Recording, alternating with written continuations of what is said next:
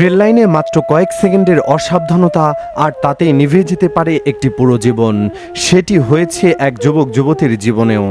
নিজেদের অসাবধানতার কারণে ট্রেনের নিচে কাটা পড়ে কয়েক টুকরো হলো তারা। দর্শক, পাবনা ও সিরাজগঞ্জে একই দিনে ঘটে গেল দুটি হৃদয় বিদারক রেল দুর্ঘটনা, যেখানে প্রাণ হারিয়েছেন এক নারী ও যুবক। কিভাবে ঘটল এই মর্মান্তিক ঘটনা, কেন বারবার একই ভুলের পুনরাবৃত্তি হচ্ছে, আর এই দুর্ঘটনা থেকে আমাদের কি শিক্ষা নেওয়া উচিত, সবকিছু জানতে ভিডিওটি শেষ পর্যন্ত দেখুন। দর্শক, প্রথমে আসি পাবনার ঘটনায়। পাবনায় রেল লাইনে পারাপারের সময় ট্রেনে কাটা পড়ে অনু আক্তার নামে এক নারী নিহত হয়েছেন। সকালে পাবনা ঢালারচর মাঝগ্রাম রেলপথের সিঙ্গা বাজার এলাকায় এই মর্মান্তিক দুর্ঘটনা ঘটে। নিহত অনু আক্তার পাবনা সদর উপজেলার মালঞ্চি ইউনিয়নের বিল ভাদুরিয়া এলাকার বাসিন্দা। স্থানীয় সূত্রে জানা যায়, সকাল 8টার দিকে তিনি বাড়ি থেকে সিঙ্গা বাজারে যাওয়ার উদ্দেশ্যে বের হন। প্রতিদিনের মতো হয়তো সেদিনও তিনি স্বাভাবিকভাবে বাজারে যাচ্ছিলেন, কিন্তু ভাগ্যের কি নির্মম পরিহাস, সে পথই হয়ে উঠল তার মৃত্যুর পথ।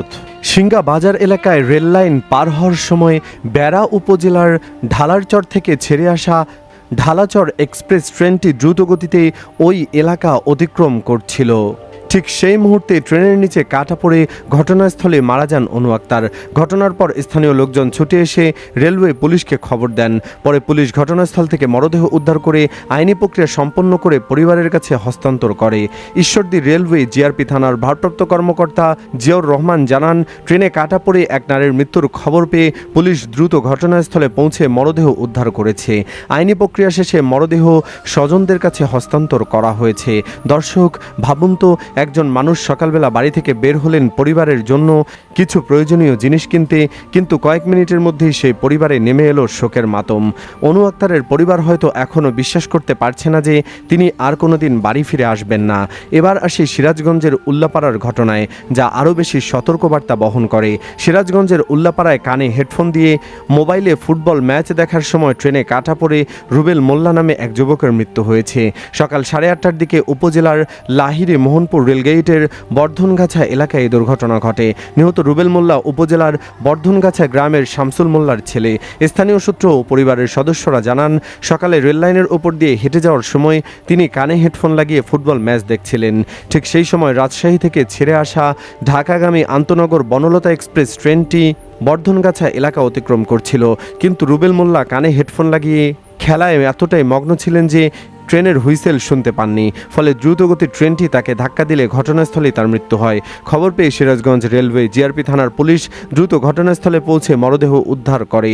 ওসি খায়রুল ইসলাম জানান, আইনি প্রক্রিয়া শেষে এবং পরিবারের কোনো অভিযোগ না থাকায় ময়নাতদন্ত ছাড়াই মরদেহ স্বজনদের কাছে হস্তান্তর করা হয়েছে।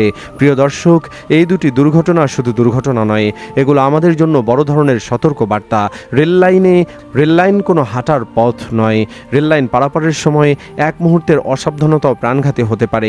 বিশেষ করে বর্তমানে অনেকে কানে হেডফোন লাগিয়ে গান শোনেন, ভিডিও দেখেন বা মোবাইলে ব্যস্ত থাকেন, কিন্তু মনে রাখতে হবে রেললাইনের কাছে এই অভ্যাস ভয়ঙ্কর হতে পারে। ট্রেনের গতি অনেক বেশি, একজন মানুষ যত দ্রুতই সরে যাওয়ার চেষ্টা করুক, ট্রেনের সামনে পড়ে গেলে বাঁচার সুযোগ খুবই কম। রেলওয়ে কর্তৃপক্ষ বারবার সতর্ক করলেও অনেক মানুষ এখনও রেললাইন পারাপারের সময় প্রয়োজনীয় সতর্কতা অবলম্বন করেন না। এই ধরনের দুর্ঘটনা এড়াতে আমাদের কী করা উচিত? প্রথমত, রেললাইন পার হওয়ার আগে অবশ্যই দুই পাশে ভালোভাবে দেখে নিতে হবে। দ্বিতীয়ত, কানে হেডফোন লাগিয়ে কখনো রেললাইন পার হওয়া উচিত নয়। তৃতীয়ত, মোবাইল ফোনে কথা বলা বা ভিডিও দেখার সময় রেললাইনের কাছে যাওয়া থেকে বিরত থাকতে হবে। চতুর্থত, রেল ক্রসিং ব্যবহার করতে হবে এবং ট্রেন আসার সংকেত পেলে কখনোই তাড়াহুড়ো করে পার হওয়ার চেষ্টা করা যাবে না। প্রিয় দর্শক, অনু আক্তার ও রুবেল মোল্লার মৃত্যু আমাদের মনে করিয়ে দেয় জীবন খুবই মূল্যবান। একটি ছোট ভুল, একটি মুহূর্তের অসাবধানতা, একটি অমনোযোগ সব কিছু শেষ করে দিতে পারে। তাই আসুন আমরা সবাই রেললাইন পারাপারে সর্বোচ্চ সতর্কতা অবলম্বন করি এবং নিজের জীবন ও পরিবারের সুখের কথা চিন্তা করে নিরাপদে চলাচল করি। আপনার কি মনে হয়, রেল দুর্ঘটনা রোধে সাধারণ মানুষ ও রেলওয়ে কর্তৃপক্ষ কী ধরনের পদক্ষেপ নেওয়া উচিত? কমেন্টে আপনার মূল্যবান মতামত জানান। ভিডিওটি গুরুত্বপূর্ণ মনে হলে অবশ্যই লাইক ও শেয়ার করুন, যাতে অন্যরাও সচেতন হতে পারে। আর আমাদের চ্যানেলে নতুন হলে সাবস্ক্রাইব করে বেল আইকনটি অন করে রাখুন, যেন দেশের গুরুত্বপূর্ণ সংবাদ ও সচেতনতামূলক ভিডিও সবার আগে পেয়ে যান।